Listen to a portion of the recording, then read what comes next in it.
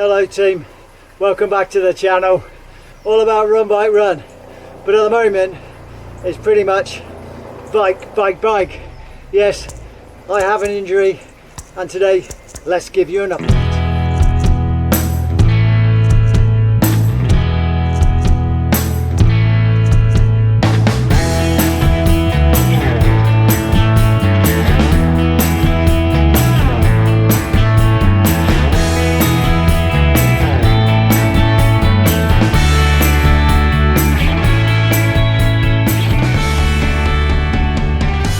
So, what is this injury that I've got? If you see my previous video, I've tweaked my back in simple terms.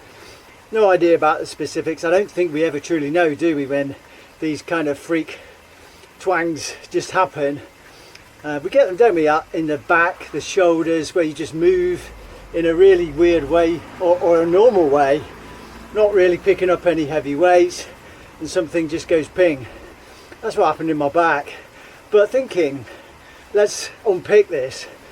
This happened last Sunday, so it's a week now. And to be honest, it's not really a lot better. So I'm poised, waiting for it to start to feel better. I can spin on my bike, as you can see. But thinking about how it happened, it was a Sunday, last Sunday. I'd done a bike run session, nothing too hard. Felt great, it felt all right, it was a good session. And that's when it happened after I finished just putting my turbo away. But if you think what I did on the Friday before, previous video, you'll see it. I'll put it up there in case you want to watch it. It was all about 5 rep max on the squat. And previous to that, a few days, it was 5 rep max on the deadlift. And I'm just thinking, have I actually fatigued these specific areas in my lower back without realizing it? I mean, I did those 5 rep max sessions, deadlift and squats, and I didn't feel any untoward sort of feelings. I didn't feel pulls or niggles. But you just don't know, do you? You've got to play it safe, especially when you get in your later years like myself. You don't know what stresses are on the body, and it's always wiser to be safe. So yeah, I could have sort of pre-exhausted and fatigued the muscles in question, and they were just hanging on there waiting for some recovery, and I wasn't giving it the proper recovery. Maybe that's the cause. So where do we go from there in the future? So let's assume that this is nothing serious and it's just taken a while to heal because I'm old and creaky. How am I going to move forward with it? Well, obviously I can't go straight back into 5 rep maxes. I've got to go really easy back into the strength and conditioning. But I don't want to stop that. I think it's essential, especially as we get older, to have strength and conditioning. So I'll go back to the lighter weights and more reps and bring in plyometrics. But I think let's not go too low on the reps again.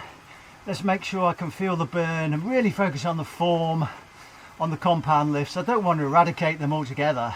I think they're too useful. I've just got to be really mindful. I think the days of going for low rep maxes are probably over for me. I'm 60 now. Whilst it's great to do this, I do have to remember my main goals are cycling and running and not hitting PBs in the weights room. So yeah, the way forward is good. I feel quite contented and happy about moving forward, and excited even with the plan and hopefully getting back to good fitness and running again. And I think having this downtime, a week of not running, it's the longest period I can remember that I've not run of some sort. I think it's going to be even sweeter when I get back. I'm going to appreciate it more, and I'm going to prioritize safety but still maintain progression. Right, let's get this spin done.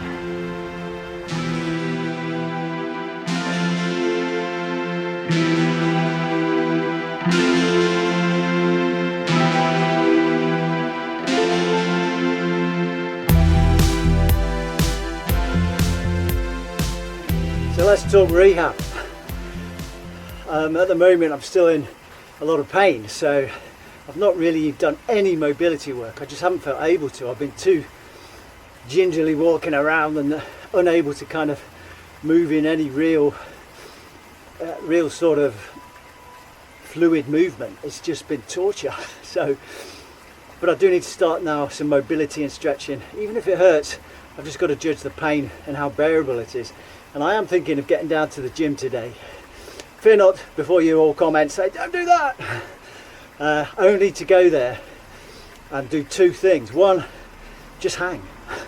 I really do feel like I could benefit from just hanging, just kind of stretching out the back. Oh, sounds satisfying even just saying it. And number two, try and do some light mobility, floor work, hip mobility, kind of the normal mobility work that I do, and see if I'm able to do it relatively pain-free, or try and score the pain. If it's above a 5, maybe I shouldn't do it. If it's a 5 or below, I'll just put up with it. So yeah, that's an option, and maybe that'll help recovery. Okay, so I've got about 30 minutes left on the bike, and then I'll make a call whether or not I'm going to zip to the gym. I won't run there, obviously. There's no way I can run at the moment, but maybe that will help the rehab, just in those simple mobility exercises. I've just got to ignore the fact that I want to go and move some weights around and do some stuff in the gym like I normally do. I just can't do it. Okay, mindset, that's what it's all about. Accept the situation, look how to improve it, look forward, and still have your goals, and stay positive. Right, that's my pep talk. Let's get pedaling.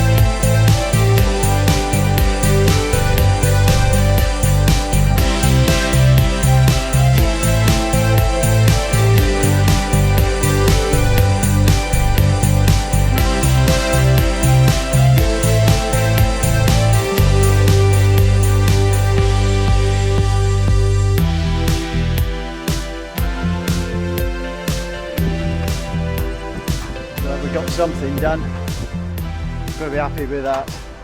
It does feel tender now just walking, but it's all about rehab, so let's get on with it.